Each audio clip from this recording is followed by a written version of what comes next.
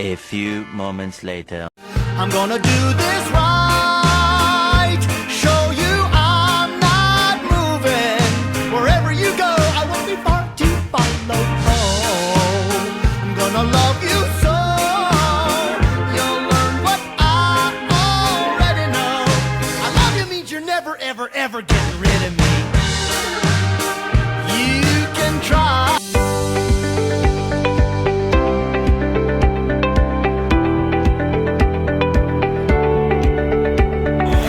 Bismillahirrahmanirrahim. Assalamualaikum warahmatullahi wabarakatuh. Kami dari kelompok 4 yang akan menjelaskan tentang hukum dan modernisasi. Yang pertama, latar belakang, yaitu suatu perkembangan zaman yang ditandai dengan kemajuan ilmu pengetahuan, teknologi, dan globalisasi telah membawa dampak signifikan terhadap berbagai aspek kehidupan, termasuk sistem hukum. Modernisasi sebagai suatu proses transformasi dari masyarakat tradisional menuju masyarakat yang lebih maju secara sosial, ekonomi, dan teknologi. Menurut adanya penyesuaian dalam sistem hukum agar tetap relevan, responsif, dan efektif dalam menjawab tantangan zaman.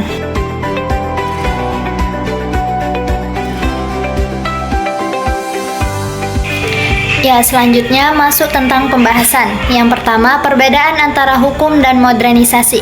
Hukum dan modernisasi adalah dua konsep yang memiliki peran penting dalam pembentukan tatanan sosial masyarakat. Namun, keduanya memiliki pengertian, tujuan, sifat, dan pendekatan yang berbeda. A. Pengertian hukum merupakan sistem aturan yang mengikat dibuat oleh lembaga yang berwenang seperti negara dengan tujuan untuk menciptakan ketertiban, keadilan, dan perlindungan dalam kehidupan. Hukum memiliki kekuatan memaksa karena disertai saksi jika dilanggar. Contoh hukum misalnya adalah undang-undang, peraturan pemerintahan, peraturan daerah, KUHP, KUH Perdata, dan sebagainya. B. Pengertian hukum menurut para ahli Profesor Swidiman Kartohadiprodjo, hukum adalah keseluruhan peraturan baik yang tertulis maupun tidak, yang menentukan bagaimana orang harus bertingkah laku dalam masyarakat. Van Apeldoorn, hukum adalah aturan hidup yang mengatur tata tertib dalam suatu masyarakat dan pelanggaran terhadap aturan itu membawa akibat berupa tindakan dari pemerintah. Immanuel Kant, yaitu hukum adalah keseluruhan syarat-syarat yang dengan ini kehendak bebas dari orang yang satu dapat menyesuaikan diri dengan kehendak bebas dari orang lain dalam kebebasan menurut hukum universal. C. Fungsi dan tujuan hukum menjaga ketertiban dan kedamaian dalam masyarakat, melindungi hak dan kewajiban warga negara, menjadi pedoman perilaku sosial, menjadi alat rekayasa sosial atau social engineering, yaitu membentuk dan mengarahkan perubahan sosial, mewujudkan keadilan dan kepastian hukum. Baik, selanjutnya saya akan melanjutkan dari Saudari Mutia, yaitu pengertian modernisasi. Modernisasi adalah suatu proses transformasi dari masyarakat tradisional ke masyarakat yang lebih modern, ditandai dengan rasionalitas, efisiensi, teknologi maju, demokratisasi, serta perubahan struktur sosial dan ekonomi. Modernisasi mencakup bidang-bidang seperti teknologi, pendidikan, sistem pemerintahan, komunikasi, industri, dan nilai-nilai budaya. Adapun sejarah perkembangan hukum. Perjalanan hukum tidak terlepas dari sejarah manusia itu sendiri. Sejak manusia hidup dalam kelompok, kebutuhan akan aturan telah muncul untuk menjaga keteraturan hidup bersama. Perkembangan hukum dapat dilihat dari berbagai tahap. A. Hukum tradisional dan adat. Pada awalnya hukum bersifat tidak tertulis dan berkembang dari kebiasaan atau norma-norma yang dipatuhi oleh masyarakat. Ini disebut dengan hukum adat. Hukum adat sangat dipengaruhi oleh nilai budaya, kepercayaan, dan kearifan lokal. Contohnya, dalam masyarakat Indonesia, hukum adat masih digunakan dalam pengaturan warisan, perkawinan, dan penyelesaian sengketa di beberapa daerah. Adapun selanjutnya yaitu B. Hukum kuno dan klasik. Seiring perkembangannya peradaban, muncullah hukum tertulis. Beberapa contoh hukum kuno yang terkenal yaitu hukum Hammurabi, salah satu hukum tertulis tertua yang mengatur segala aspek kehidupan seperti perdagangan, pernikahan, dan pidana. Hukum Romawi menjadi dasar dari sistem hukum sipil di banyak negara hingga saat ini. Hukum Islam berdasarkan Al-Quran dan hadis berkembang pesat di dunia Islam dan masih menjadi rujukan utama dalam hukum syariah. Selanjutnya adalah hukum Romawi atau Roman Law. Hukum Romawi dianggap sebagai pondasi utama hukum di dunia barat, termasuk banyak sistem hukum modern saat ini. Tahapan perkembangan hukum Romawi. Hukum 12 meja. Hukum tertulis pada di Roma ditunjukkan pada untuk menyamakan hak antara Patricius dan Plebius. Periode Praetor, para magistrat mulai membuat ediks atau pengumuman yang melengkapi kekosongan hukum. Corpus Juris Civilis oleh Kaisar Justinianus, kompilasi hukum Romawi yang menjadi dasar civil law di Eropa.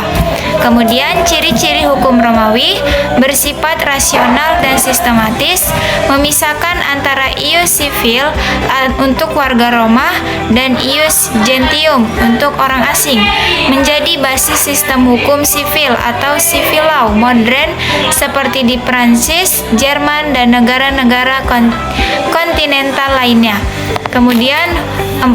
Hukum abad pertengahan. Setelah runtuhnya Kaisaran Romawi Barat, Eropa memasuki masa feodalisme. Sistem hukum saat ini sangat dipengaruhi oleh A. Hukum gereja atau canon law, dikembangkan oleh gereja Katolik untuk mengatur urusan keagamaan dan moral umat Kristen, mempengaruhi hukum perdata dan pidana di banyak negara Eropa. B. Hukum adat lokal. Setiap daerah atau kerajaan kecil memiliki hukum adat masing-masing, tidak terpusat, sangat tergantung pada tuan tanah atau penguasa lokal. Namun, pada abad ke-12 dan 13, universitas seperti Bologna di Italia mulai mempelajari dan mengkodifikasi ulang hukum.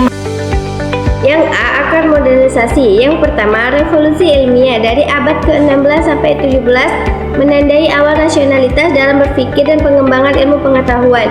Yang dua, pencerahan atau Enlightenment di Eropa dari abad ke-18 menekankan kebebasan berpikir, hak individu dan rasionalitas. Yang ketiga, revolusi industri dari abad ke-18 sampai ke-19 menjadi tonggak utama modernisasi mesin listrik dan teknologi pengubah cara hidup manusia secara dramatis. Yang keempat, revolusi sosial dan politik seperti revolusi Prancis dan revolusi Amerika memperkenalkan nilai-nilai demokrasi, hak asasi manusia, dan kebebasan sipil. Yang B. Modernisasi di Indonesia. Modernisasi di Indonesia dimulai sejak penjajahan, terutama oleh Belanda melalui pengenalan yang pertama pendidikan barat oleh Ki Hajar Dewantara dan lainnya. Yang kedua, infrastruktur seperti kereta api dan pelabuhan. Yang ketiga, sistem birokrasi kolonial. Setelah kemerdekaan, modernisasi menjadi bagian dari program pembangunan nasional seperti penelitian, pembangunan 5 tahun, industri, urbanisasi, teknologi digital, dan internet. Yang keempat, manfaat dan modernisasi bagi masyarakat. Yang A. Manfaat hukum. 1. Menjaga ketertiban. Dengan adanya hukum, setiap individu tahu hak dan kewajiban. Yang kedua, memberikan keadilan. Hukum memberikan ruang penyelesaian sengketa yang adil dan objektif. Yang ketiga, melindungi hak asasi manusia. Hukum menjamin kebebasan dan perlindungan bagi setiap warga negara. Yang keempat, menjadi pedoman bertindak. Hukum memberi keputusan jelas atas apa yang boleh dan tidak boleh dilakukan. Manfaat modernisasi. 1. Meningkatkan taraf hidup. 2. Efisiensi dan produktivitas. 3. Demokratisasi. 4. keterbukaan informasi. 5. Kemajuan sistem hukum dan pemerintahan. Adapun kesimpulannya, hukum dan modernisasi merupakan dua konsep yang saling terkait erat dalam dinamika kehidupan berbangsa dan bernegara. Modernisasi sebagai proses transformasi sosial dari tradisional menuju masyarakat yang lebih maju, rasional, dan terorganisasi, telah membawa dampak yang signifikan terhadap sistem hukum. Sementara itu, hukum harus mampu beradaptasi, berkembang, dan merespon perubahan zaman agar tetap relevan dan fungsional dalam masyarakat. Cukup sekian penjelasan dari makalah kami. Semoga kedepannya memberi banyak manfaat dan dampak positif bagi masyarakat yang akan datang. Terima kasih. Wassalamualaikum warahmatullahi wabarakatuh.